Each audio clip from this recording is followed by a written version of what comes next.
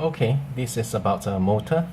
So these two lengths, even though there's a current flowing through them, do not experience any BIL force because the direction of the current is parallel to the direction of the magnetic field. It's only these two sections that experience a magnetic force.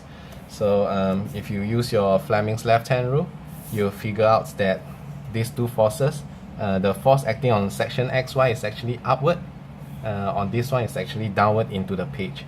So what I've drawn here is like a side view, you're looking from this side towards it. So the force acting on XY is coming out of the page. The force acting on WZ is going into the page. To calculate this magnetic force, you are going to do BIL. So the L will refer to the length of this wire, alright? Not this length, because it's this wire that's experiencing the BIL force. The question asks for the maximum torque. The maximum torque occurs when this plane is sitting like this, as shown in the picture. The side view will look like this. So you got a BIL force here, and you got the other BIL force here. How do we calculate the torque exerted by these two forces?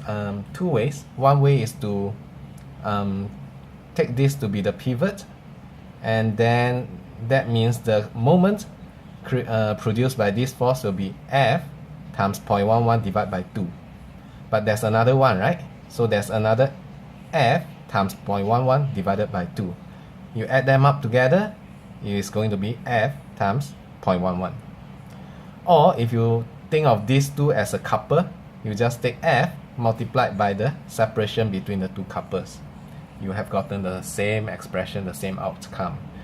But if you write out the BIL force together with the perpendicular distance, some students will, the alert ones will notice that the L in the BIL and the perpendicular distance in calculating the moments can be grouped together, and this two is actually the area of the coil.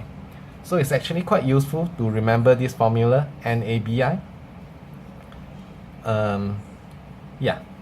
And if that's the case, you can always just calculate the area without figuring out which side you should use for the BIL and which side you should use for the in calculating the moments, because in the end both terms will appear once, and when multiplied together it's just the area.